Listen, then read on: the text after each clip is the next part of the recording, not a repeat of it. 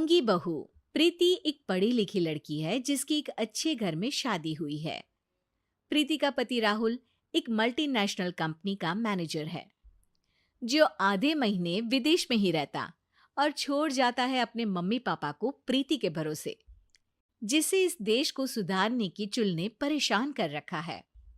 Mummy papa, कल एक dog vaccination का शिविर है तो मैं वहीं पूरा दिन रहूंगी।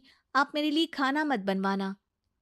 अरे बेटा प्रीति, वो बाई तो काम छोड़कर परसों ही जा चुकी। एक नई बाई देखनी पड़ेगी। माँ, आप तो जानती ही हो ना कि मैं कितना बिजी रहती हूँ। अगर कल मैं नहीं गई तो कुत्ते एडॉप्ट ही नहीं हो पाएंगे।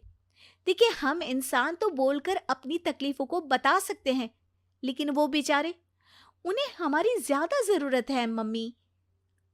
अरे बोल के भी हम क्या हासिल कर पा रहे हैं। अब ठीक है बेटा, तू जा, मैं खाना बना लूंगी। ऐसा पहली बार नहीं हो रहा था। देश भर में जितने एनजीओज हैं, चाहे वो स्टूडेंट्स के अधिकार के लिए हो या गरीबों में खाना बांटने का काम हो, प्रीति सबसे जुड़ी हुई थी। रोज कहीं बाहर ही रहती थी, एक शिविर में नहीं तो दूसरे में, और छोड़ जाती थी अपने सास ससुर को उनके खुद के भरोसे। और जब कोई उसे कहे, अरे प्रीति, कभी तेरी सास का हाथ भी बटा दिया कर, तो उसका एक ही जवाब रहता था, देखो, हम लोगों को तो सब कुछ घर बैठे मिल जाता है। अगर आज मैं इस शिविर में नहीं गई तो पता नहीं कितने लोग सड़क पर आ जाएंगे। प्रीति को समझाना संभव ही नहीं था और ये बात उसके सास ससुर भी मान चुके थे। इसलिए सुबह सुबह सास ही किचन में खाना बनाने जाती है और देखती है कि घर में सब्जियां खत्म है। अरे प्रीति बेटा, सुन तो जरा। क्या हुआ मम्मी? मुझे बहुत लेट हो रहा है और आप तो जानते हो ना कि अगर मैं इस शिविर में नहीं गई तो।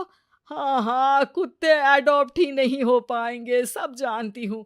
अरे पर घर में सब्जियां खत्म हो गई है। अरे जब तू वापस लौटे ना तब लेकर आना, ठीक है बेटा? ठीक है मम्मी, चलिए मैं चलती हूँ। और हर बार की तरह प्रीति अपनी पार्टीज और आफ्टर पार्टीज में इतनी बिजी रह गई कि सामान लाना ही भूल गई। बात केवल सब्जियों की नहीं थी, लेकिन प्रीति हर रोज किसी नए शिविर में निकल जाती थी, अपने सास ससुर को अकेला छोड़कर। एक हफ्ते बाद प्रीति के ससुर जी के हाथ में दर्द होने लगा। अरे बेटा प्रीति, पापा जी के हाथ में बहुत दर्द हो रहा है, आज इनको डॉक्टर के पास लेकर जाना पड़ेगा। ठीक है माँ, आप हो आओ, मैं बाहर ही खा लूंगी। अरे बेटा, मैं कैसे ले जाऊं? ये काम तो हमेशा राहुल ही करता था और मुझे तो डर है कि कुछ ज्यादा बड़ी बीमारी ना हो जाए। उफ़ो, आज मुझे मेडिकल शिविर में जाना है। बेचारे बड़े बुजुर्ग जिनके अपने फैमिली वाले उनका ध्यान नहीं रखते, उनका पूरा मेडिकल चेकअप होगा। अगर मैं नहीं गई तो आप तो जानते ही हो, उनका चेकअप नहीं हो पाएगा। और हाँ बेटा, तू जा, मैं कुछ ना कुछ कर लूंगी। प्रीति के सास और ससुर दोनों ही काफी समय से प्रीति को समझाना चाह रहे थे कि उन्हें भी मदद की जरूरत है, लेकिन अब तो पानी सर के ऊपर जा चुका था। उधर प्रीति शिविर में पहुंचकर सबसे मिल रही थी। काफी भीड़ थी और प्रीति इंस्टाग्राम पर फोटोज अपडेट करे जा रही थी। तभी प्रीति की दोस्त रीना उसके पास दौड़ती हुई आती है। अरे प्रीति, जल्दी चल। अरे क्यों, क्या हुआ? अरे तू अभी सवाल मत पूछ और चल मेरे साथ।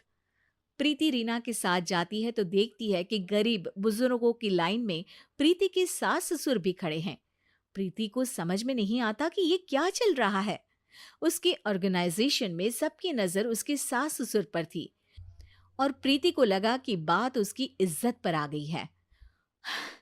माँ, पापा जी, आप दोनों यहाँ क्या कर रहे हैं? आप तो जानते हो कि ये शिविर गरीबों की मदद करने के लिए बनी है और आप इसका मजाक उड़ा रहे हैं, इस तरह से लाइन में खड़े होकर। अरे बेटा, हम भले ही गरीब ना हो पर जरूरतमंद तो है ही। हमारा भी कोई ध्यान रखने वाला नहीं है। मेरे पति के हाथ में दर्द है, मैंने सुना कि ज़रूरतमंद बुजुर्गों का यहाँ फ्री में इलाज हो रहा है, इसीलिए चले आए। अ, नहीं, मतलब मैं तो प्रीति को समझ में आ गया था कि समाज को संभालने से पहले उसे अपना घर संभालना चाहिए और वो सर झुकाकर अपने सास ससुर से माफी मांगती है।